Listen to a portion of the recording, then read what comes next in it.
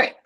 Welcome to everyone in today listening, or your agents that are also listening, and you'll be reading the recap later. We thought it would be fun to do a deep dive into where we're at today in our AI journey. So it's kind of crazy to think before SaaStr annual this last May, we really only had one agent that we had sort of just deployed. And now we have about 20 or so core agents, which we've gone through, but I'll go through a little bit as well for context. So it's crazy to see, just kind of from May till November, post-annual, now that we're fully in all the platforms, we've added a lot more use cases across go-to-market, which you'll see, just to give an update of where we're at, what's working. There's some nuances on what hasn't worked. And there's some maybe unexpected learnings there that we'll also go through. But hopefully it's helpful for folks just to listen and hear and see where we're at, share our learnings and our findings. Hopefully this helps you as well. But if you have any questions as we go along, put them into the chat. We'll try and do a bunch of questions at the end, help answer your guys' any deep dive questions too. So with that, I'm gonna try and keep admitting you guys.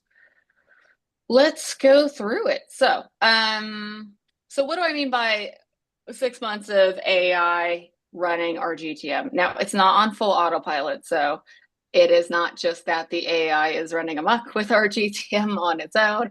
It does require a lot of oversight and time and management, which you'll see here today, of how we do that, how we think about it, and also how we are thinking about doing that going forward, just because right now it does take literally the majority, I would say, of both mine and Jason's time to run all these agents and use them successfully, right? Like if we could run more agents and they would fail if we didn't put in as much time, but since we do devote a lot of time to them, they've become quite time consuming.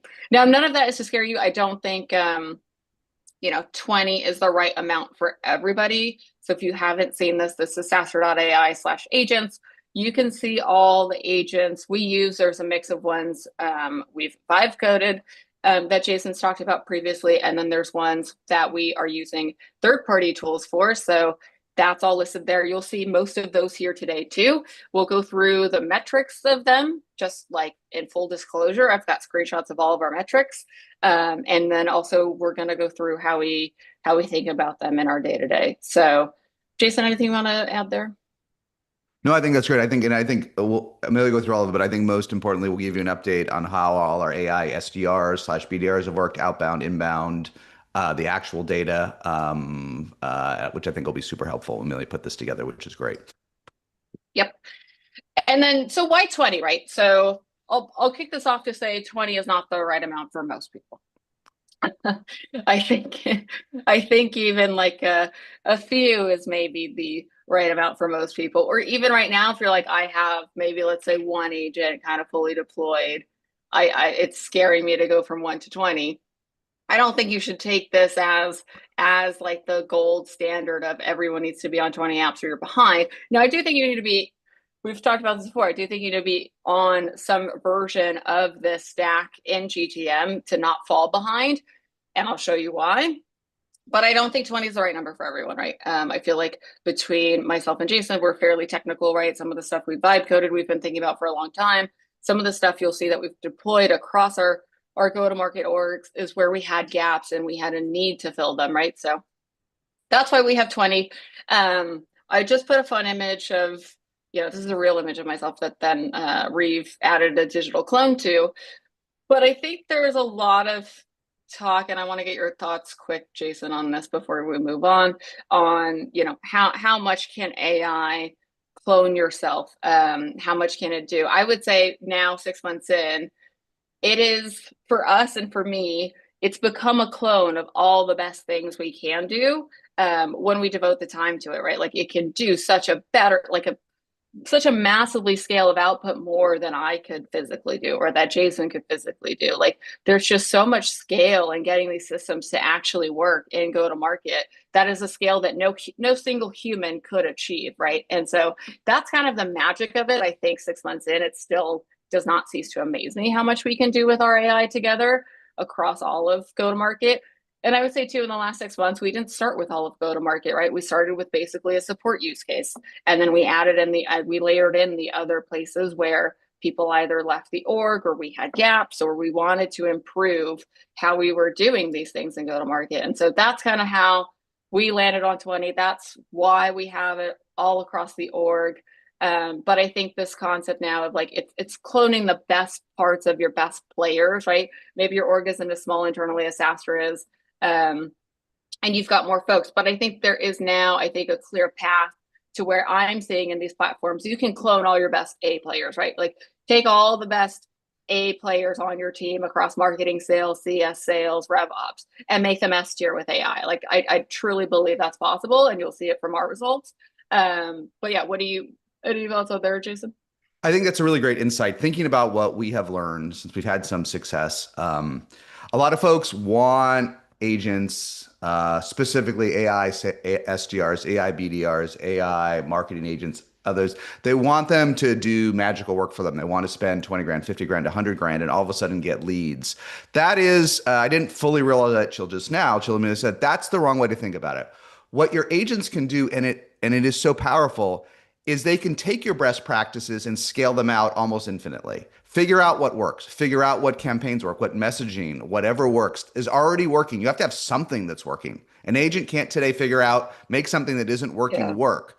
But if you know what's working, and then this is important, you train the agent with it, then you get 24/7 infinite firepower backing up your best practices. And your best practices will change, and you'll run A/B tests and ABCDEF tests and multivariant tests. But you've got to understand what is working in GTM before your agent can scale it up. And I think that is a fundamental mistake that confuses folks. It's not about buying a tool, but once you have something that works, which we have, and Amelia will show you the data, then you can scale in a way you can't with humans.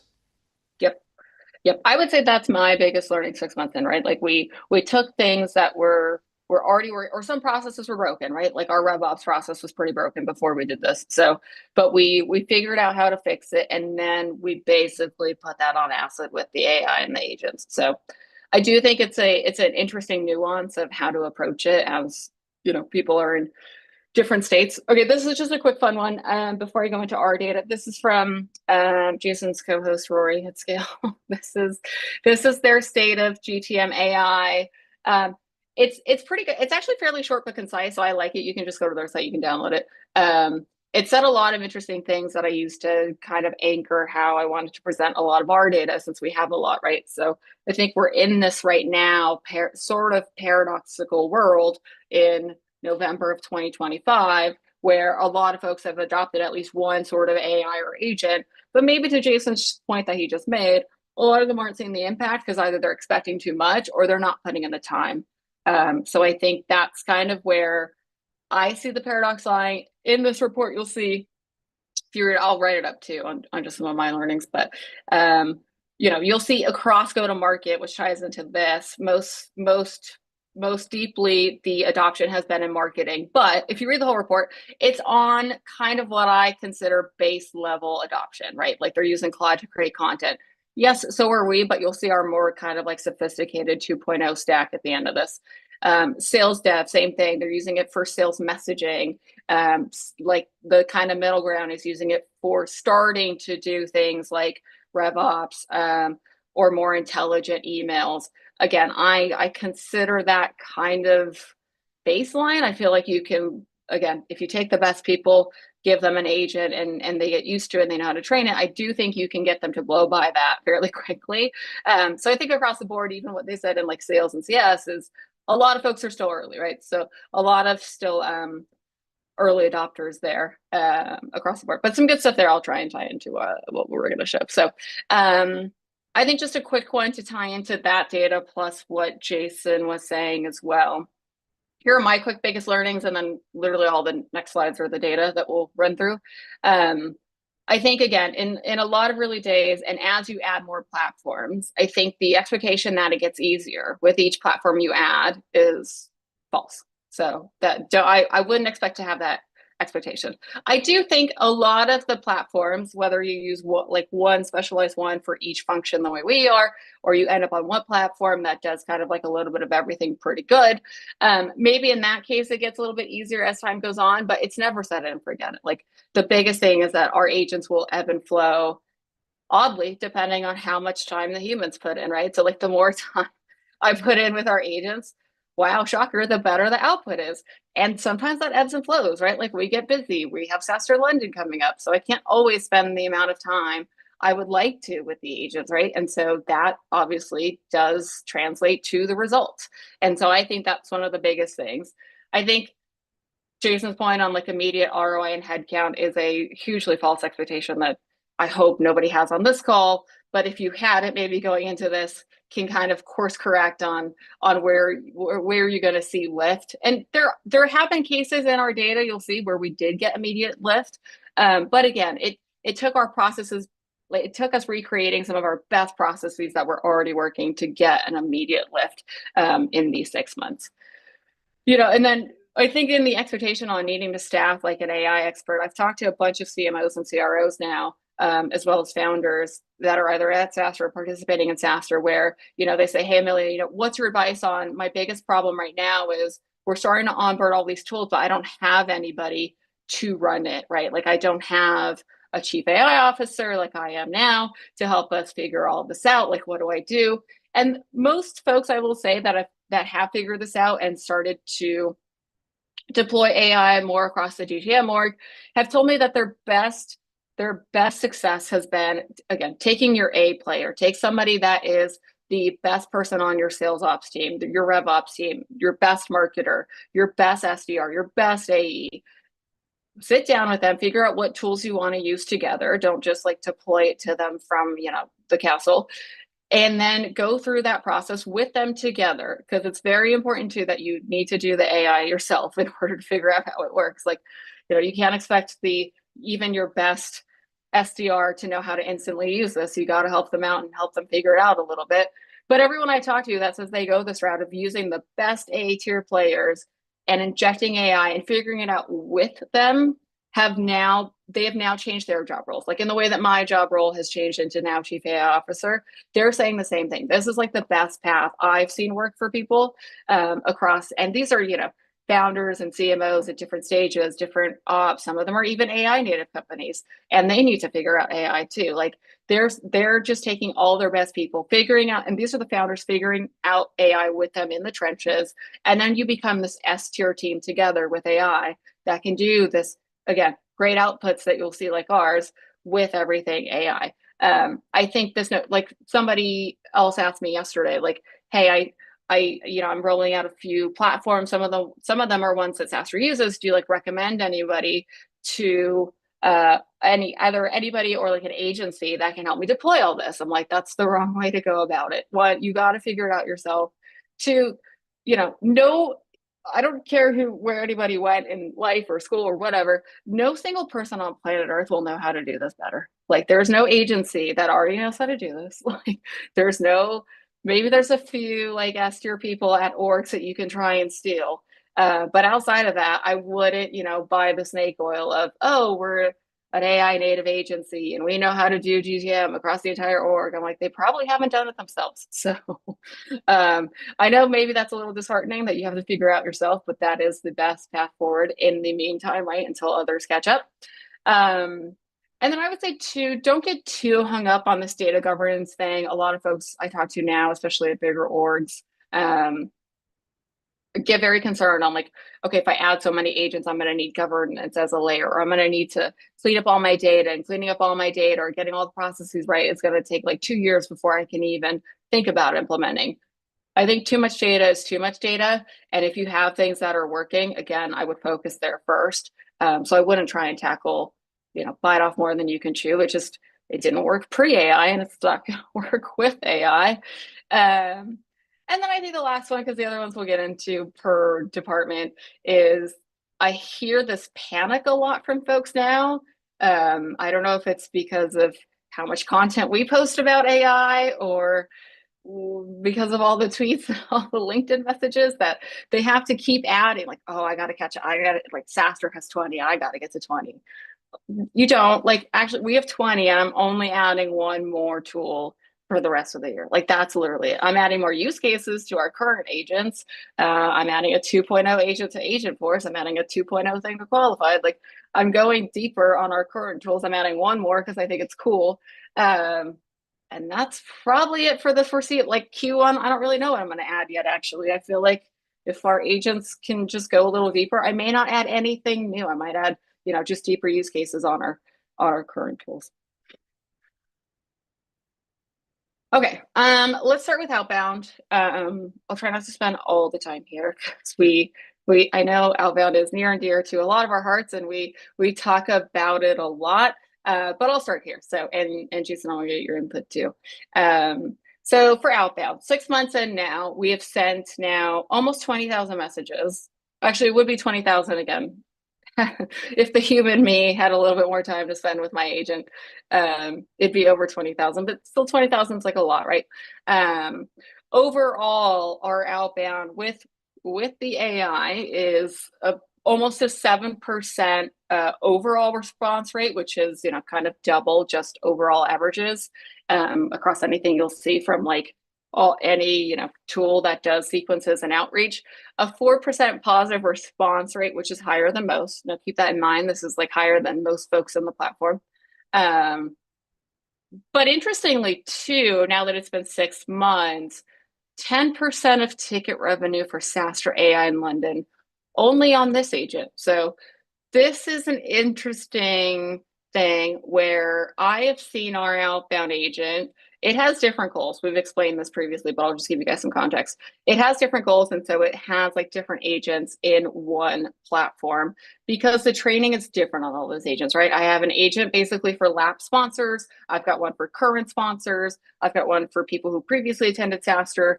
Now I have one for people who are opening our emails but maybe not taking any actions with us. And then I have one purely for cold outbound. So all of those agents are trained and tuned in a slightly different way because those audiences are different, right? The messaging is different, the collateral of what we want the agent to do, and also the goal for what we want the agent to do is very different across those five. And so we've got about like 5 core ones just within Artisan that are set up differently.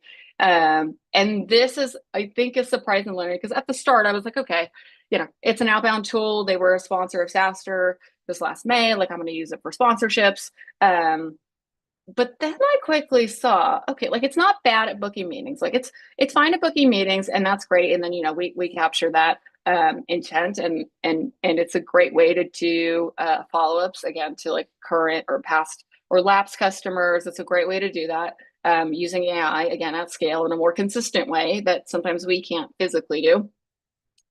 But then, there was just this interesting learning of because tickets for London and then now for annual are, less than $1,000, depending on which event you go to, the AI got pretty good at selling the tickets itself. Like it got pretty good. Like at first I was nervous. Now 6 months in, I'm like, let it go. Like let it run free. Like it's gotten pretty good now with all the time we've put in that it is empowered to sell tickets to people. Again, it's a lower ASP, so maybe that's the most interesting learning. And it is still booking meetings for us on like the higher ASP things.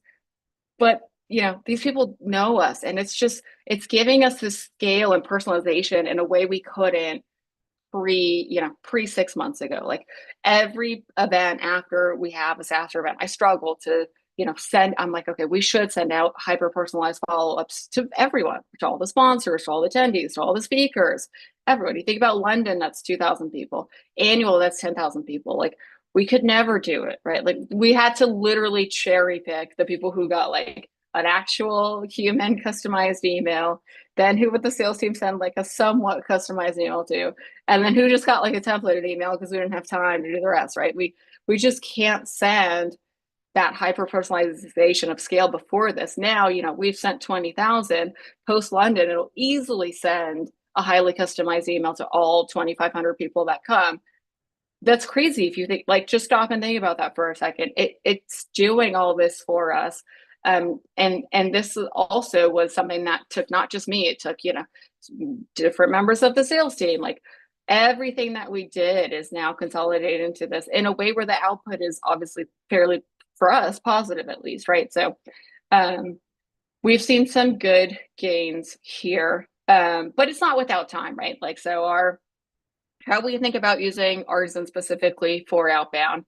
And you'll see here, that's why I put the data, like the positive response rates do vary, right? And so this is varied on agent. This is showing just so one's a website one, you'll see a couple of these are attendee ones, but different years. And so they have slightly different training, slightly different things that they're referencing here. But these are ones where, these positive response rates do vary depending on how maybe recent they interacted with us. Again, that was probably true pre-AI and it's still true now. But because our outbound emails sent per rep, but this was a crazy stat I just looked into last night. Our outbound emails per rep across the board. So across the things I just mentioned for us, tickets, sponsorships, speakers, whatever. On the average band 6 months ago was anywhere between 75, let's say at the low end, to 285 at the high end, depending on the person. Some people were faster than others.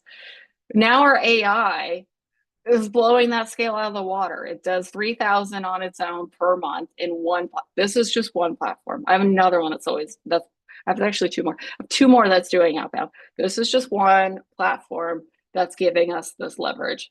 And so I think, again, what's working for us is using this to do hyper specialized, personalized, messaging at scale has been working.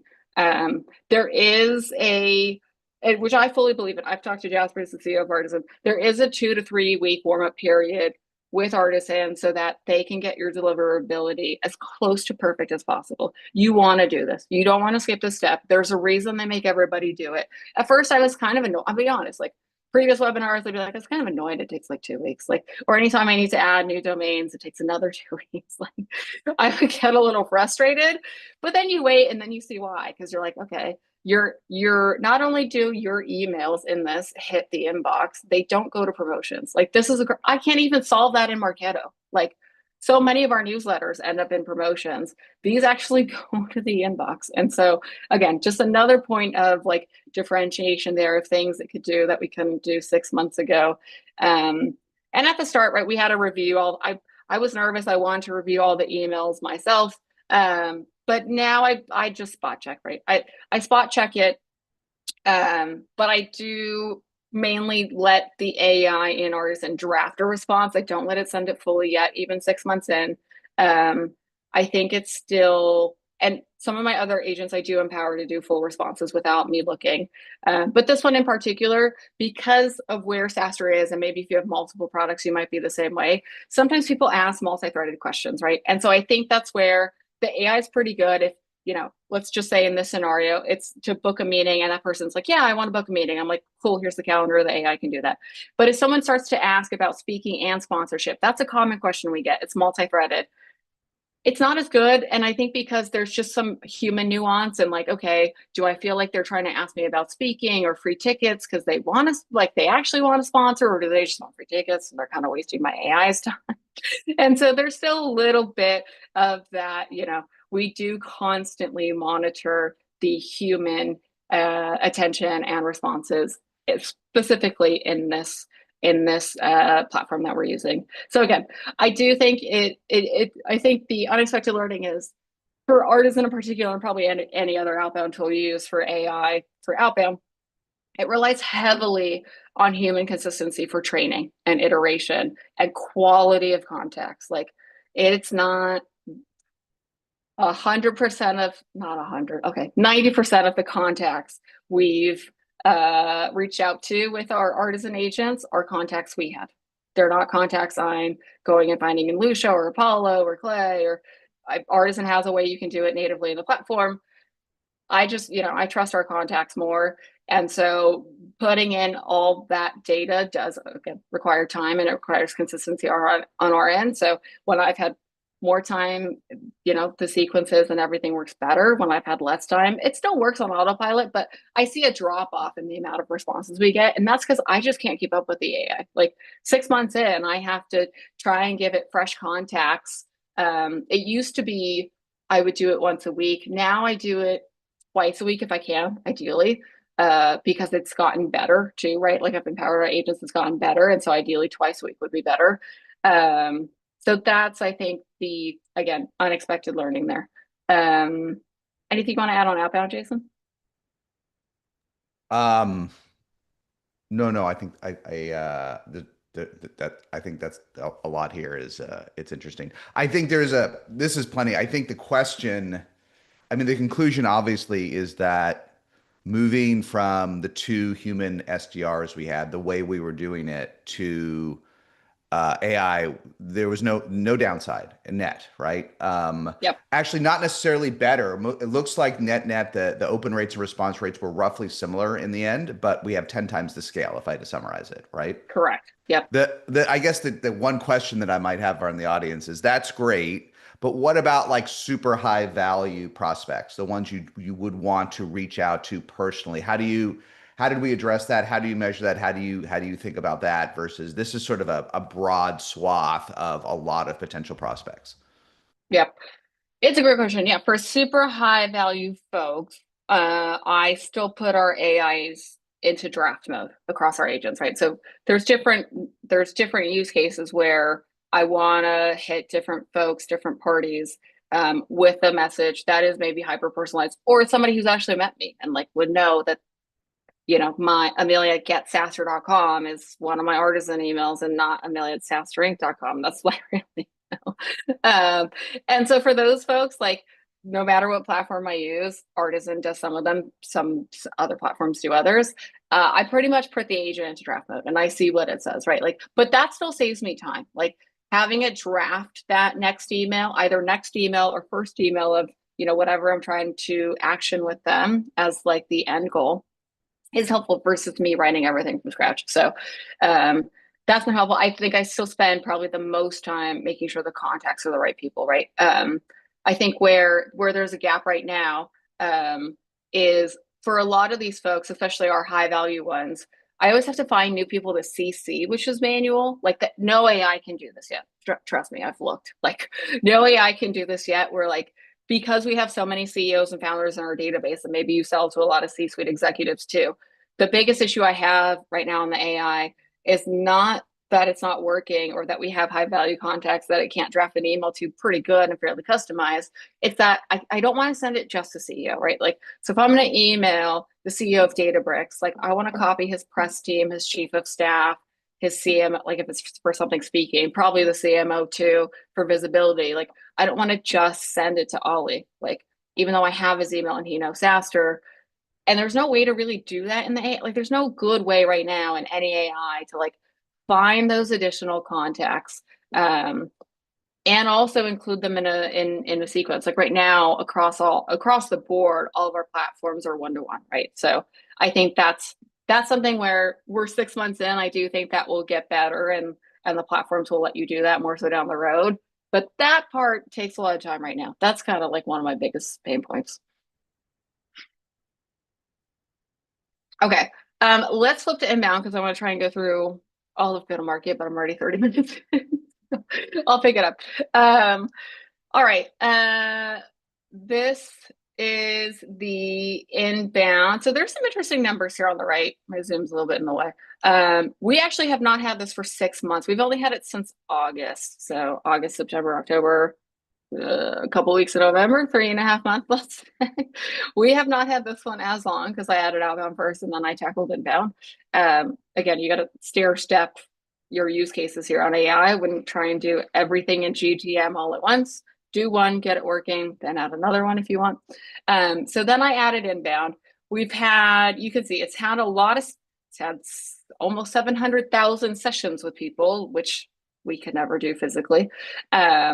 And it's had 1,000 conversations. So like sessions versus conversation in this realm is that the sessions are either, I think it counts it where it can answer it itself, whereas a conversation is something where like the AI agent is actually conversing with the person more fully. It's looking, it's looking at its training, it's answering it a bit more. So I think that's the nuance, but don't take my word for it. But it's still a lot of sessions and conversations. And then when I took the screenshot, it was 91 meeting books, and then this morning it was close to 100. So we've had a lot of interactions with inbound. Now, that's always going to be true, right? This is inbound. But this is the data I wanted to share because I will say I wasn't as hesitant as adding an outbound agent. There's alternatives to Artisan if you don't like that one. I like that one because, again, it's highly specialized on outbound. So I like that one because everything it does is to get the like similar results to what we're seeing. Like that's literally its whole manifesto. So I like to go specialize. I know other people like to try and find one platform that can do like multiple agents and try and consolidate for a lot of reasons. But I like to go specialized because I do feel like the specialized ones for now still work a lot better because they go deeper. But anyway, so then when I added inbound, we've only had this, let's say 3 months. The inbound agent has been responsible for already $1 million of revenue. Now you could say, okay, some of that revenue would have closed anyway, right? It's inbound. People are reaching out to SaaStr in this case, particular for sponsorships. You could say, okay, one that would in the old days 6 months ago, that would have been routed to a rep. Somebody would have responded eventually, gotten the meeting on the books, and then, hopefully, I don't know. I mean, my data does show our win rates are better now with AI on inbound than 6 months ago. But assuming it was similar-ish and still fairly high, like let's say, 750 of that would have still closed. The onus here is that it closes, not only does it close a lot faster, is what we're saying in our data. It's also closing at a higher rate than previous to us 6 months ago. So even though it is inbound, and you could say, okay, there's obviously inherent demand because they're coming inbound. This has given context to both the prospect and our sales team in a way that it's giving us speed. So our inbound agent right now is definitely picking up speed. A crazy stat I just saw too, like 70% of our October close one came from the AI. So you can see, right, there was a little bit of a lag in like August, September, and then most of that million came last month. But then we have like another 2.5 in pipe that is literally attributed to meetings and deals that came from the qualified agent.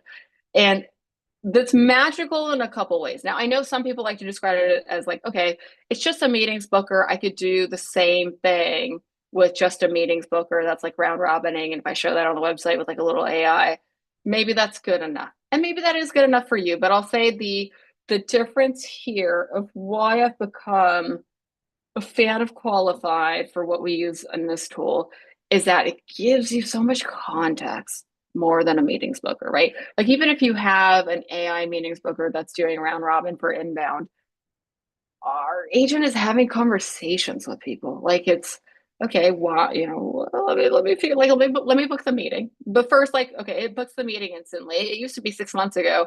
You had to fill out a contact form to talk to SaaStr.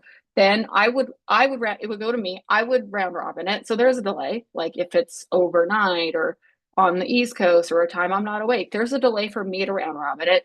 Then I send the round robin to the rep. Then the rep has to respond to that person. And so that process is anywhere from like within the same hour to a day later. That's highly inconsistent 6 months ago. Now our agent is empowered to book meetings on its own and have a conversation. So it's not only booking the meeting instantly, where this used to take up to a day at the worst case scenario, the meeting is instant, but it's having a conversation with this person so that when I give it to the sales team, like literally me and David will go through, we'll be like, okay, what did they say to the agent? Like, did they say anything interesting? The agent can also show you other people who have been on the website. You could say, oh, hey, cool. Like this person actually booked the meeting with me, but I saw their CEO was on the site, or I saw a lot of contacts from the same company were on the site. Let me see. And also what they were looking at. It'll show you directly. Okay, this is what they were reading on the website. This is what they were probably interested in. And so that context just gives us a lot more like highly pre-qualified contextualized meetings, right? We don't really have to do discovery anymore because the AI has already done it. The AI already knows what websites you are on. It already knows who was on the site, who was there, how many times you visited the site. And because we have ours on multiple domains, it can also say, hey, they were also looking at like XYZ thing on SaaStr.com. Like, again, we don't do discovery anymore. We're like, okay, our agent already did it and already has the data. we just use that to do like a theory of what we think. We're like, hey, we saw you were looking at XYZ thing. Is that actually what you want to talk about today? Part of sales is still learning what their goals are. But it's so nice now to get on calls where we have that baseline with folks. They appreciate it, right? That you're not wasting 10 of their minutes on discovery. You already kind of know what they're about. You know what they've been doing. Or sometimes they're like, oh, I didn't know our CEO was on the site looking at speaking. That's good to know. Maybe I should look at a sponsorship package that includes speaking. Like the conversations of quality is anecdotally a lot better. I don't have data around that, but maybe we will now. But it's just nice that it can do that. So that's an interesting context on selling something that is more of a higher ASP, right? Because for us, again, tickets are like sub $1,000. Sponsorships, the most popular one is let's say between the 50 to 100K range. There are more custom ones than that, but this is helping us with something that's at a higher price point. Close one a lot faster, and we're seeing a lot more of. So I will say two interesting things before I move on to the next one. And then anything you want to hit, Jason, on this one. But I see a lot of folks who use qualified that limit their agent, right? Like they limit it to talk to support or talk to sales, and there's two buttons, and that's kind of it. And then when I talk to other people's qualifieds, I've seen it's sometimes not as good. I'll be honest, it's not as good. And that's not a fault on the technology, that's a fault on the training. Again, if you take something that is A tier and make it even better, like we have, like I've empowered our qualified agent to ingest all of our websites. So across SaaStr.com, which is 20 million words, SaaStr AI London, SaaStr Annual, our YouTube channel, things I upload to it. I'm like, these meetings, I upload these meetings. I upload some of my sponsor meetings. I'll upload calls to it. So it kind of knows like what we're saying on calls. Because it can ingest all that, it does so much more than I think most agents do on qualified. And so ours in particular too is I think pretty good, but it's also pretty good because we've empowered it to be that way. Like there's a level of trust I have with my Amelia AI now that we've also, I talked a little bit about the outbound piece of that's booking meetings for sponsorships, but it's also selling a lot of tickets. The inbound agent previously, right, you would fill out a form on the website for sponsorships. And then if you wanted to buy a ticket, there was kind of nothing. There was like, you could email events at SaaStr.com 6 months ago. It wasn't great. And so, the number one question our chat gets now related to tickets versus sponsorship is, can I have a discount? And so quickly, like, I think a week in when I saw that in the data with Qualified, we empowered the agent to sell tickets directly. So what it does now is if you ask it that question, or if you prompt it for that question, that you're like seeking a discount, the agent's goal is to not only give you that discount, it will remind you. Because the agent lives on our website, it will know if you come back. And if you don't after a couple of days, it will actually email you. Like, hey, Jason, I gave you the code. We had this nice conversation as Amelia AI. You didn't use it. And then it resends you the code. Like, hey, are you still interested? And people then use that code. Like, again, I can't do that at a scale, just me. And it's something we didn't have prior to this. So between our two agents, it's now 20% of our ticket revenue for the upcoming London event. We'll see where we net out for London and then where we net out for annual because it will have a lot more time. But I think our AI just totally crushes it on this kind of stuff. So if you can empower it, if you can get it to work in the same way, man, does it crush it. So I love our Amelia AI. I actually went to go film with Qualified, and I think it's called Tabis, to make our AI into a full-blown seller and supporter where it's going to have my video and voice. And so that will hopefully roll out by London, and y'all can play with it there in person too. But I'm just letting it do more. It's good. Yeah, I want to keep moving because this data is so good. We've said it before, but when we look, we're 100 days in here. We're 125 days into using Replit. We're 7 or 8 months into using Delphi. If you're hands off with your agent, not only will it not perform, not only will you not train it properly or iterate, you won't realize all the things it can do. It can do all of our agents, when Yep. you get good at it, if you just are really hands on with your agent, you work with it every day, you watch results, you're as quantitative and data driven as Amelia is here. If you get there, there is a pot of gold after that because you will find your agent can do so much more than you thought it could. That is the magic. But you got to push on. You got to get really good at what you think it does, and then open your eyes for other use cases. All these AIs get so powerful; they know all your data. They ingest everything out of you, and the underlying LLMs are so powerful they can't help but do more. Yep. Yeah. It's a, you'll see, like I see some, I'm reading some comments in the chat too while you're going. The our again, my slash our theory is I like to go deep now with like specialized tools where I can just keep adding use cases and like add agents within certain tools. I don't use an all-in-one tool. But I feel like the results are worth it. And so that's why it's worth, like, sometimes I have to put stuff in Artisan and qualified separately. And is it a little annoying? Of course, it's a little bit annoying. It's time consuming. But am I going to do it because the response rates I think will be better in the long run for inbound versus outbound? Yeah. So I'm still going to do that for the foreseeable future. Um, it's going to be a little bit annoying and painful. That's true of anything. Like outbound's always a little bit annoying and painful. Like it's not like the AI was going to magically wave its wand and like Galindify it. Like it's less painful and it has more scale, but I'm just still outbound. Like if you didn't like doing it before AI, you're probably not gonna like doing it now. Okay, a quick one here because I do think I don't want to spend all of it. I have like more use cases, but maybe I'll have to do a part two.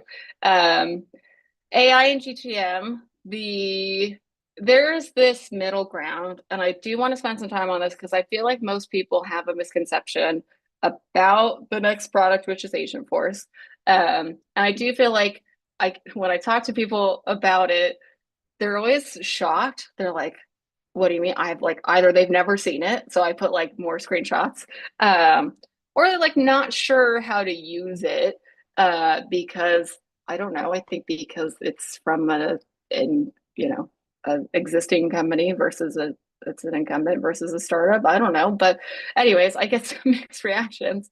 But I'm like, yeah, part of our core stack now is Agentforce, so I'll explain why. So, um, Agentforce, I've gotten to know their team very well. They're all fantastic humans, let me say. Like they are the nicest people on the planet. They're like some of the best people. And like I now love also like, I love the qualified team. I've gotten to know Jasper and Artisan. Like part of this is like I do trust the humans that are on the backside. I think that's if you're going to pick an AI vendor, I do think that's part of it. Like you should trust the humans. Like you should want to work with their human counterparts. Like I call Replit's team Replit's humans, like Replit's humans. Like we went there this week. I was like, oh, we're gonna go see Replit's humans. I'm like, but I like those guys and I trust them.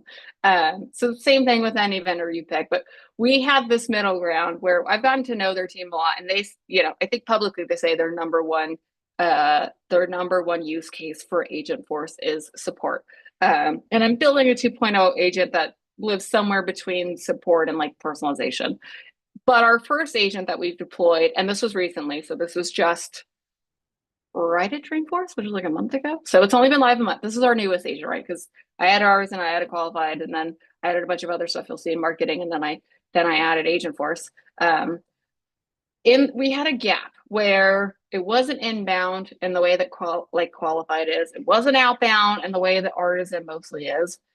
I had this gap where embarrassingly post SaaStr annual, I was like, we literally just from this SaaStr annual have about 1,000 people our sales team we never followed up with. Like these are people who literally filled out that form I was talking about earlier, said they wanted information about SaaStr annual. I routed it to a rep, and then the rep did nothing. I found 1,000 of these people, which is a lot. Like I'm not gonna go.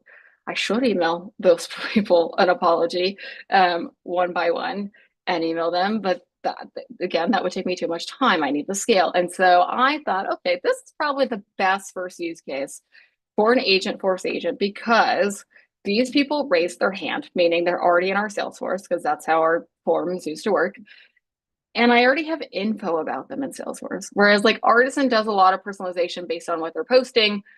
The magic, I would say, of Agentforce is that it knows everything your Salesforce knows, which sometimes I say that to people and they're surprised. I'm like, what? That's the beauty of it. Like it has all your Salesforce data if you like click a button and you want it to. And then you can use that to then sense the context of the email. So I'll show you what I mean next. But this was our first use case. We had 1,000 leads. Nobody wanted to follow up with. So it's now sending outreach to mainly those people. Like it's still working that, again, it's newer, so it's still working that list of 1,000. I also capped it, right? Whereas like Artisan's doing 300,000 a month, it's doing 3,000 a month on month 6. Like Agent Force is very much on, I would say, month 1, at the end of month 1, going into month 2. So I've capped it, so it's still emailing those 1,000 people that we ghosted. But then I also started adding people where if I have a conversation with them, for like a deal cycle, it starts to email them a follow-up because sometimes I'm really bad at that. So between those two use cases, what we've seen, and this is early days, is a higher response rate so far and a huge open rate. Like the open rate of 72% is freaking high. You can't get that in Marketo. You can't get that with a human that doesn't send that email. The open rate is 0, it equals 0 for an email that was never sent. And so even though it's early days, I'm fairly bullish on this one because the early data is pretty good. So I have liked it for that. I think it's a good use case that more folks are getting into. Okay, first, again, support is their number one kind of like agents and where most people deploy. Fine, whatever, but our qualified does support it. So like I wanted one that did sales, and you'll see I put 2 sample emails here. This was like a follow-up email to, again, somebody we ghosted. And for this agent, because it's early days, I haven't empowered it yet to do bookings itself. So that's why it's asking for a meeting versus like just showing a direct booker. And Kyle responded literally right away and said, no thanks, but I'll attend. Again, never would have happened 6 months ago because our sales team, nothing against it, they just decided not to follow up with these 1,000 people. And so yeah, you could say maybe I started with a use case that is low hanging fruit. Sure, but why wouldn't you? I already have so many use cases on the other agents that we use that I wanted one that was near and dear to me because I was like, well, if I inbounded to somebody and they never followed up, I'd be salty. I'm like, maybe because the AI has data of, them being in our Salesforce and what their company has done with us, maybe they can send them like a nice note. Like, so I don't know. That's where I went into it. The other thing I'll say about Agent Force, which was alerting, is there's 2 slides there. So if you're flipping ahead on the deck, because somebody asked this earlier actually about the setup of it, like it is within the UX of Salesforce, right? So my biggest learning was like, I will admit, I am not the greatest Salesforce user on planet Earth. I was not the greatest user 6 months ago. I've definitely become a better user now in this process, but I wasn't by no means like, I'm not even certified. I'm not even certified. Like I know like a lot of people like I'm not Marketo certified either. So like but I would say like in my rankings of tools in our stack 6 months ago, I would say I was a lot better at Marketo than Salesforce, and I pushed a lot of things from Marketo to Salesforce just because that's what I was trained on in the early days as a marketer versus Salesforce, which was a sales tool. Only back in the day, right? They just wouldn't give you access. And so I didn't know all the like nooks and crannies. I learned a lot of them in this process. And so I think there's a misconception on like it's super technical and nobody can get it to work. That's like the number one thing I hear. But honestly, I had help with all these platforms. Like Artisan helped us set up Artisan. Qualified helped us set up Qualified. Salesforce helped us set up Agentforce. Like all of these, it wasn't just me. Like we did a lot of the training and tuning once we knew how it worked, but they helped us with the setup. That's not vendor agnostic right now. And I think it's true of any good vendor in AI right now. They do have to help you, and they should want to help you get successful. Like they want you to have the same numbers and results we have. Like I think this misconception of oh, I can't use Agentforce even though I'm in Salesforce because it's probably too technical or it's going to be doomed to fail, or I probably can't get, I'll need like either a third party agency or like a Salesforce admin to like come do this for me. I'm not a Salesforce admin. I figured this out with their help. Like, so again, I think it's true of any tool where you'll need their help at the start for sure. Like now I need less help. Now I get how this works. But you'll see too, like a lot of things, even though they don't look the same, are kind of the same concepts. So like once you learn one tool, because I learned Artisan first, like this is for reference, the Artisan setup where this is only like 2 screenshots of like a very long page. And it's great, but you're seeing like I'm putting in, what is this one for? This one's for London tickets. I can tell because of what I put in the proof points. And then there's coaching right here that I put in. Then there's other things you have to put into the setup. This is not dissimilar to that, where I'm putting in instructions on the prompt builder, similar to, or actually copied. I told the agent force team, I actually copied all the instructions I put into Artisan, and I just put them into Agent Force and like rewrote them for this use case of email people who haven't been reached out to. And then it worked. So like some of the training you do is, again, maybe not going to look physically the same, but some of the same concepts I think are core across any AI tool you use, where again, between the ones I've shared so far, Artisan, Qualified, now Salesforce slash Agentforce, like this logic that I had to learn 6 months ago. Okay, this is how you tune an agent. This is how you train it. This is how you consistently update it. Does have this kind of universality to it, which I know seems a little funky, but like once you kind of learn how to do it in one, it is easier to do the others. Like I don't think I could have gotten successful on having all of these agents and now learning how to vibe code and replit. Like had I not taken the time to learn the foundations of one of them and go really deep so that I could basically speed through the other ones and say, okay, I kind of know a version of this. I kind of know the concepts. You just start to learn how to talk to AI and talk to the agents and the models with your data in a way that, again, no one can teach you. Like it's just something you've got to go through yourself of, okay, I've learned now how to talk to Reply. I've learned how to talk to our agent force agent. I know how to talk to Qualified. I know how to talk to Replit. Like again, certain universalities are there actually 6 months in where if you learn one, you can figure out the others because they're not dissimilar to one another. Um, okay, there's a lot of questions. There's 8 minutes, but I haven't really gone into all these. What do you recommend, Jason? Should I keep going or should I just do questions and do like a part two? You're on mute. Sorry, let's do questions. I think the SDR outbound inbound is so important. Let's take questions, and then let's break this up into a part two on the rest of GTM and AI agents. Okay. Okay. I could do part two next week, guys. It will not be long. I could do part two, but I haven't even touched on RevOps, CS, and like marketing. So there's a lot there. Let me go back to question. Oh, some people are like, keep going. I'm like, do you want to be here for another 40? Hold on, let me go back to questions. We'll go back to a few key questions, and then I'll do a quick overview, and we'll do a part two. So I'll meet you guys in the middle if that's okay with you. Let me go back to the start. Let me go back to the start. Someone has asked, what are the tools you are using with success? Yeah, they're in this deck. And then sorry, a lot of you asked for a link to the deck. So I'm going to put that in now. It wouldn't let me do it while I was talking. I think I have to refresh. Share. Hold on. I sent it to Jason, so I have to wait.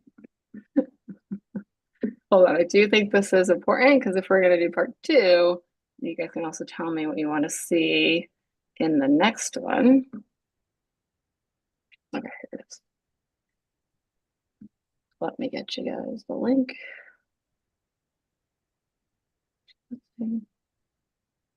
So not everything can be solved by AI. Some things you have to do yourself. Like finding this link in a very roundabout way, but I've got it, don't worry. And also you guys can keep asking questions. I'll stay on, so I can go over. So if you guys want to stay on and get your question answered, or if you want to watch the replay later, that is good by me. So copy link address. Okay, slides. There we go. Okay, there's one. First major question I saw. Somebody else was asking what's our tools and stack because they joined late. So at the beginning of this presentation, but if you also go to SaaStr.ai/agents, we talk a lot about these tools. So this has all the tools. You can see I really didn't make it far. I only made it through 3. the ones I was going to go through today. But we have a few here. So you can go to SaaStr.ai/agents. There's a little bit more on all of them here. And then I've linked this deck where we'll throw it on SaaStr.com too, so that you can also see it there. There's a few good questions here, I think, on the earlier part of the session that was about inbound and outbound.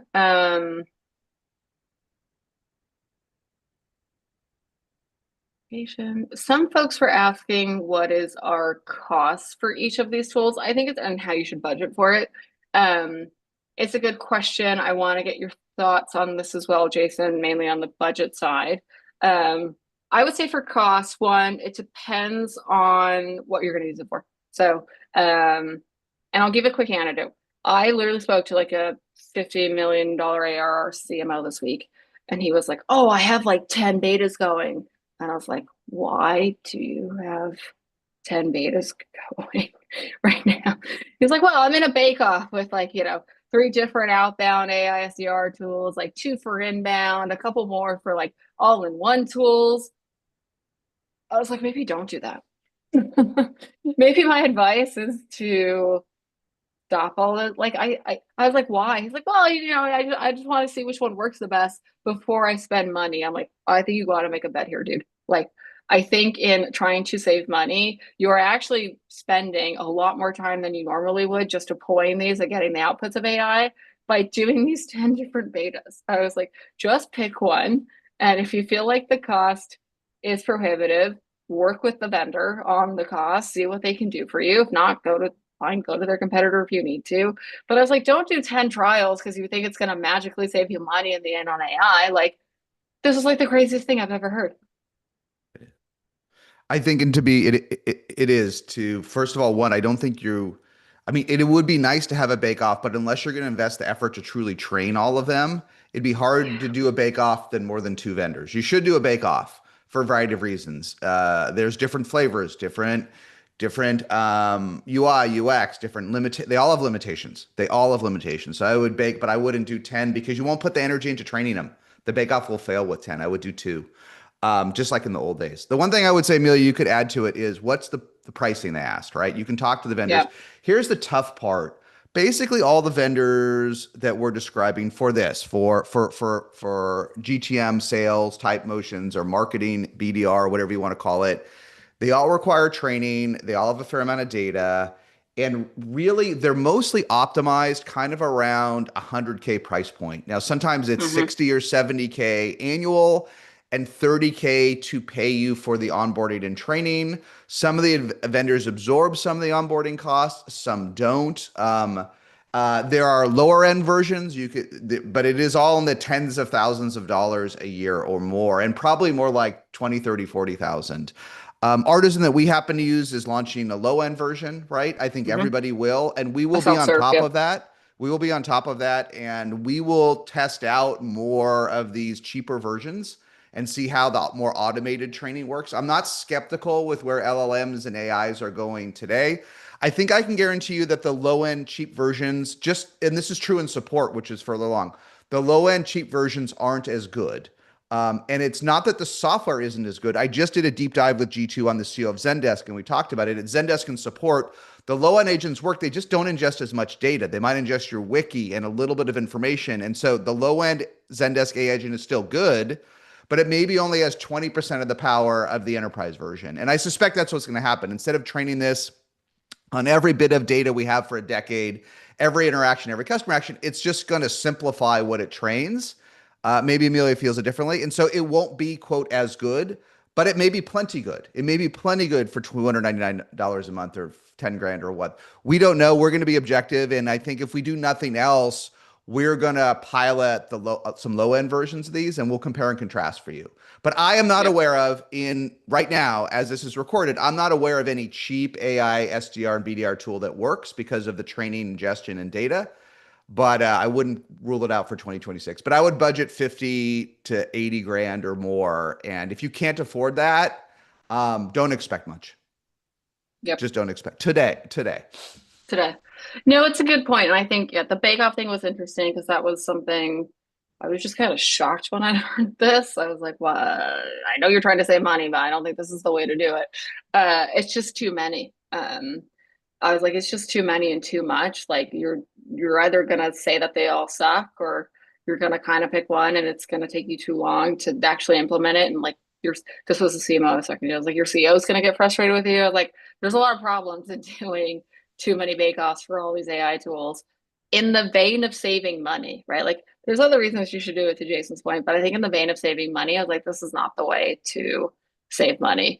The other thing I'll say about budget, I think the 100K range is right. Some are right below it, some are maybe right above it. Depends on what you use it for. Pricing does fluctuate based on, uses. Um, but the other thing I'll say about budget that I've come to learn from folks too, and then like trials, yeah, a lot of these are going to be rolling out self-serve versions, right? Where it's more of a pay as you go, or you can try it for a few months and see how it goes and see if you get some of the same results we do. But I would say too, like the thing that you should budget that is maybe more important than the direct cost is gonna be time. So like we also were able to reallocate budget, right? Like there's certain things you can do where this was not new budget I had for all these tools that I went to Jason and said, hey, can I get approval for Agent Force qualified artisan? But also around the time of our event in May, a few people left SaaStr after. And so I was like, okay, well, instead of replacing that headcount, which was already budgeted, I will replace it with the tool. And so that's another way to do it. Like, I'm not saying to fire someone and then hire this tool instead, but if No, somebody but we naturally, replaced the budget from two correct, humans to support our agents, and we correct, didn't fire yeah, anybody. I really think natural attrition is going to create your budget more than, if you're going to fire someone because they don't perform, just fire someone. Like you don't fire anyone good to replace them with AI if you haven't learned anything, right? If they can't close anything, or if your AI SDR hasn't set a single appointment, I mean, your human SDR, maybe just replace that budget with it. If your SDR can't do anything, you can't do worse than zero. But we'll track it. Many of you, if you're early stage folks watching this, you'll think that's expensive. And if you don't believe in the vendor, it will seem very expensive. It will, because you'll get quoted by a yeah, sales rep a lot of money, and it will feel risky to you if the deployment doesn't work. So, that's why we're not trying to be walking billboards, but we do share the vendors that we use. Others are good too, but if you get the right people, it's going to work. But it can feel risky. It's tough to start at $500 a month today, but you got to take a little risk in life. yep. There's another question for Bo, I think related to outbound for what this question came in. Oh, let me ask. Can I add one more thing on pricing Yeah, that's interesting? yep, All of the vendors have too much demand, including yeah, Salesforce. They have too much demand. And so you're going to hear that manifested with some of them where they might not take your business. And the main reason, Amelia could maybe share other anecdotes she learned. I've seen it just a few ways. She's seen it more often because she interacts more with them. If you don't have enough data, if they don't think you have a rich enough data source to train these agents, they might just, even if you have the money, they might not take your business. We've sent a lot of business to the vendors we use directly, or just by doing this, we've generated millions of dollars of revenue for all these guys just by sharing what we use. That's the nature of the beast. But they've turned away a lot of business we've sent to them, a yep, lot of business. So don't get flustered, but just be aware. Not only is it not dirt cheap, but if you're not an appropriate candidate, it's bad that they have too much business, and that it's like everything in AI, folks are overwhelmed with demand. But also, if they tell you they can't support you, ask why and listen, and they're probably right. yep. I agree. I think the biggest other thing I've seen is like I either through this webinar or content we post, right? Folks will then reach out to these vendors, or they'll ask me, and I'll say, hey, I'll just make like an intro to you to the team because now I know them. And I'll be like, hey, did that ever work out? Like, did this person that I referred you actually sign up? Some of them do, some of them don't, right? So it's they do have a lot of demand, which shouldn't turn you off, but also they're gonna go through with you and the way they did with us. SaaStr is not unique to this because I saw another question in the chat, like, are we getting, special upgrades from some of our vendors to help on pricing that are public? Like some, like, okay, now those three vendors I just focused on today have become sponsors of SaaStr. Sure, like if Artisan actually sponsored SaaStr before I became a customer. So if they hadn't sponsored, maybe I would be on a different AI SDR tool talking about it. But because they were a sponsor, I did the classic thing. If I just went to the founder, Jasper, and I said, hey, I want to use this post annual. Can you help me get like the best person on your team to help me set it up? Because I didn't know as much at the time. Uh, and can you help me figure out like, yeah, what is your pricing? How does all this work? And so I just went to the CEO, but again, I think if you know the CEO of a company, you're going to do that anyway. That hasn't changed in AI. And then I put it in the chat. There are a few features specifically like beyond pricing, we're in a lot of beta features, I would say, with all of these vendors across the board. So we spent the most of the time today on sales, but also in marketing. Most of the things you'll see next week, because I'll come back and do a part two, we're in beta features as well. And I think that's partially because one, this is not like a hubris thing, but a lot of vendors have told us because we have so many agents, we're a lot faster now at adopting them than just maybe a typical SaaS company slash off the street company. I think two, because we spend so much time with them, I think of more use cases, right? I'm like, okay, I started using it for one thing. Now I want to use it for another. Then I'm like, wait, can it? I'm like, maybe can it do this or that? Or maybe can it do XYZ thing? And so I just email the founders, our CS rep, whoever it is. I'm like, hey, can the agent maybe do this if I have this use case as like the next use case? And sometimes the answer is like, yeah, usually the answer I would say is, yeah, that's already on the roadmap, but we can give you access, right? Like we can have you guys test it, break it. And so we do get access to things, but also because we want to, like I want to test these things. I have now comfortability with the AI where I want all those beta features. So I can be like, okay, if I break it or if it hallucinates, I understand the risk there of like testing something that's not fully released.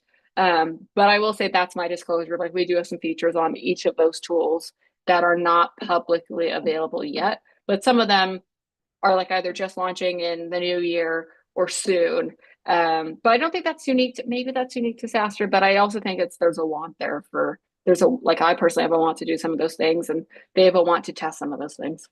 Yeah, but let me just, I think it's a good question because we do have a lot of success. Some folks think it's because we have so much data.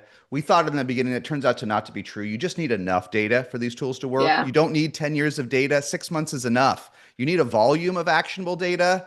You don't need to know who came to SaaStr annual first meetup in 2012. That data really doesn't help. Okay. So it's not so much data. Do we get special treatment? I think we do. We get the best people at these vendors helping us, the best FDEs, the best onboarding Yeah. folks. And so I want to tell you a counter story just to help you qualify vendors. There's another vendor on this list that we thought about using.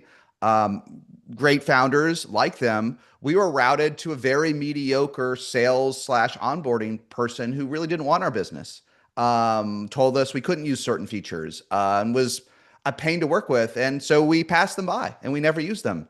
Um, do that yourself. Talk to these vendors. If you have a bad experience, don't use that one. And don't also in the age of AI, this is where I'm getting frustrated. Don't get bamboozled by a sales rep that doesn't know the product or isn't technical. Ask to talk to an FDE or a solution architect or an onboarding specialist. Don't waste your time with an idiot sales rep. The best I will tell you some of the very best AI companies across the globe, not just any ones we're talking about, the best ones I know have really mediocre sales teams that do not understand the products they're selling. They just don't understand how AI coding tools work and how AI support tools are trained or how any of these tools are trained.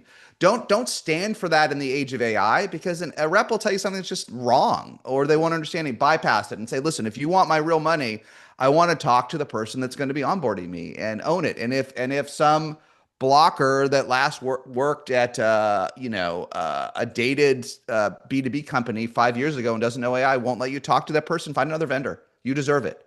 You deserve it. Assume the sales rep, unless they're technical or know their CRAP or have done a deployment, if they hesitate on an answer, talk to somebody else. I And so we just didn't deploy one of these agents. It's probably as good as the ones on this list. It's probably just as good because we had the idiot sales guy.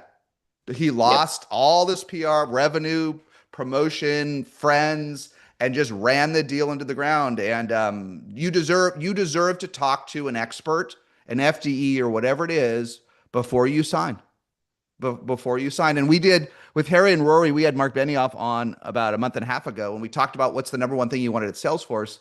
He not only does he want to have thousands more forward deployed engineers on Agentforce and AI, he said he wished, obviously it's not practical at 44 billion in ARR, he wished every company could deploy their agent and have value before they sign their contract. Okay, and that's not practical for Salesforce. It's not even practical for the folks, the startups on this list. But you should demand as close to that as you can. You should demand that you at least talk to an expert who, in 20 minutes, can tell you exactly how successful your tool will be. They'll go that he can just look, he or she can just look at your Salesforce data, look at your HubSpot data, look at your Marketo data, Mhm. look at whatever data, pop up a little bit and say, "Yeah, listen, I did this with 20 other customers and clients. This will work," or "No, it won't work." You deserve that. You deserve I that. And if you have agree. to pay 20 grand for it for the training, it's going to be your best 20 grand that you're going to pay this year. Yeah, the other thing I'll say, to add on to it, and then we can answer a few more questions and then do part two next week.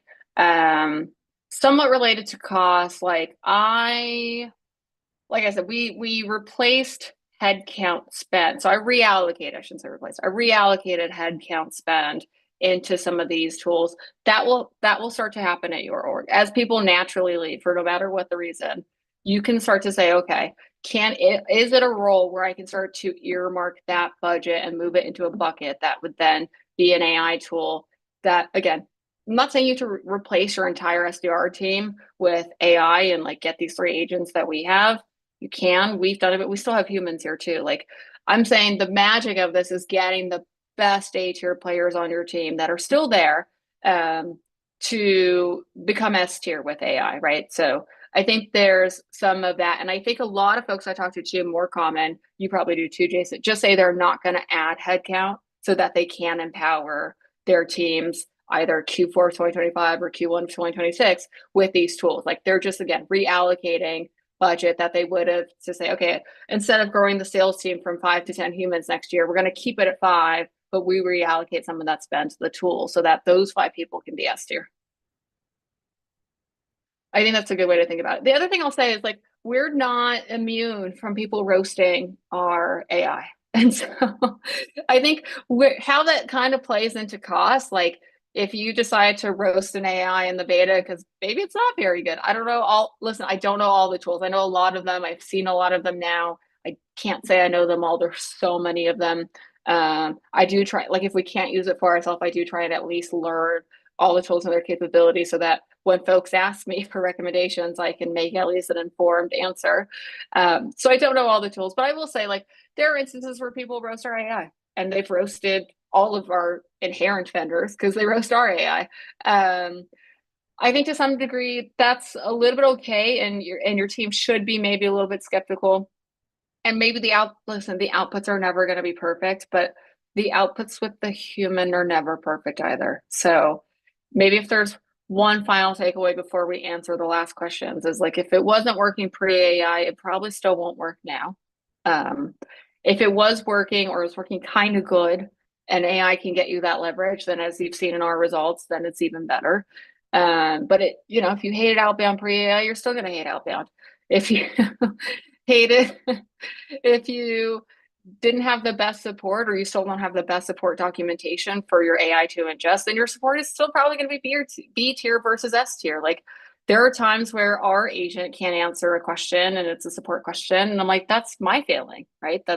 And they should, I know people roast the AI in those times when, it's happened. I put it somewhere in a slide, I think less than 10% of the time, or I think 3% of the time. We'll touch on it next week. Less than 3% of the time. But when they do roast it, I'm like, you know what? It's not even a failing on the AI's fault. It's actually a failing on my fault. Like it's something they're asking the AI that I didn't train it on. I didn't tune it on, even though it has 20 million words. Like there are certain use cases and scenarios where people ask certain questions that are 20 million words do not have the answer to. And they were not going to have the answer to pre-AI, and they don't have the answer to now. So um last couple questions, then we'll wrap and we'll come back for part two next week. There's a few specific questions that are fairly technical, but I think they're good ones, just so if you guys are thinking through this as well. So the first one's on Artisan. So I'll come back to here, which we use for outbound. there's two questions on it. One, someone has said, have I played around with the lead gen contacts that it has? Related question is, have I seen Artisan engaging with duplicate contacts in a smarter way than maybe a human would? Is there anything built in to prevent bombarding inevitable dupes? So on the first part, have I experimented with their lead gen contacts? Yeah, I commented in the chat. I just started. So like to this point, if we're 6 months in, I have 99% of the contacts are ours. Like I just started using it to see how I wanted to learn. I wanted to see how it does on completely cold outbound contacts, but that's a new experiment I'm running. So it's too early for me to say yet if the data was, if the contact data was good enough for us to like keep adding. But again, I don't think with the beauty of Artisan is like, even though I used to train like the you can call it sub agents, you can call it sub campaigns, whatever, separately. It's too early for me to see on outside contacts, but I do want to test it because there's other things we use when, for instance, I need to find a new email for a contact that existed in our ecosystem, which I think is a lot of people, but it's not there anymore, right? We have a lot of contact. We've got 12 years of SaaStr annual data. I think 6-year opus now. These people are not all at the same job. Like, they may still be in SaaS and they still may be at a company I want to reach out to. And that's where I use contact enrichment to get their new contact. A lot of people, we have Gmails, I will say. We've been very careful since the start to get Gmails to folks. So you're not going to change your Gmail. So I have those. But for contacts that move on, which I think is a common occurrence for most folks, that's where I'm testing it. So it'll be interesting to see how that pans out. Now, on the question on dupes, I will say I don't get dupes within a single agent. So Artisan will dedupe your list across, multiple campaigns, multiple agents. Qualified does the same thing. Salesforce does the same thing. Where there's a gap is because I have 3. I have to be super careful in saying, okay, this bucket of contacts going to Artisan, this bucket going to Qualified, that bucket going to Salesforce, and then That inevitably is all interesting. contacts. Yeah. Yeah, all contacts route to Salesforce because we use Marketo, which links to Salesforce, and so they're kind of all already in Salesforce anyway. And so I don't really see a lot of dupes per one vendor. So if you only use one vendor, you won't have the issue I do. But my issue right now is I have to be super careful in manual oversight to make sure those contacts are not getting hit by 3 different agents, because those 3 agents, as of right now, mostly do not talk to one another. They're getting there though. Like I know Artisan just pushed an update where you could turn on a toggle and you can pick what Salesforce campaigns you want it to exclude. So that's great. So it's starting to solve for this problem if they know some of their customers like us have multiple agents that don't all live there. Qualified already syncs natively to Salesforce, so it kind of has that toggle by default.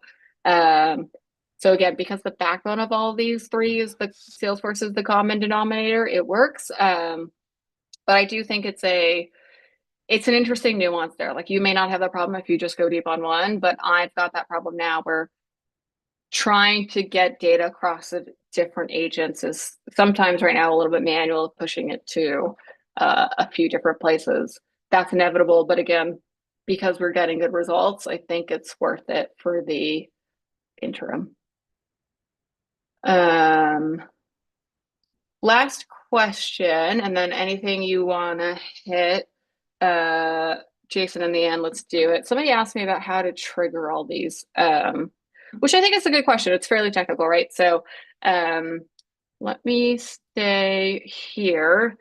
So they're all, again, the underlying foundations and training are all a little bit the same, but particular to the vendor that you use. And so the way you can trigger I'll just go through the 3 real quick. The way you can trigger in Artisan is you can upload a list. That's the easiest thing you can do. You could just export that.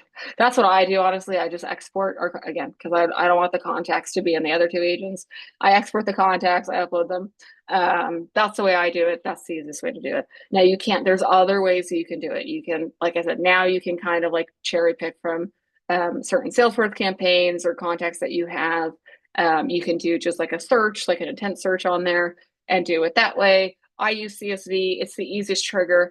Also because I've seen this. I don't know if this is like a, again, a platform thing or a me thing, but I've tried different sizes in Artisan for like different campaigns and different audiences. But I see like 800 to 1,000 as a sweet spot. So the other reason why I do CSV is I want to keep it in that band because it seems to perform better for whatever reason. So I keep it in that band. Triggering on qualified is more so automatic. So also the user can just talk to the agent. So if you guys go on SaaStr London right now, you can talk to my Amelia AI. That was something where in the early days I still somewhat do it, but I used to like monitor a qualified like a hawk and be like, okay, what are people saying to Amelia AI?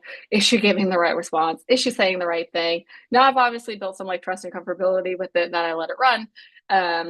And it will tell me if it needs help. Like it'll raise its hand and say, someone's interacting and needs your help. And then I'll jump in. But now if it doesn't say that, then I just let it go on full autopilot. So that's how that's triggered. I'll talk next week in part two how I trigger some of the emails that it's doing.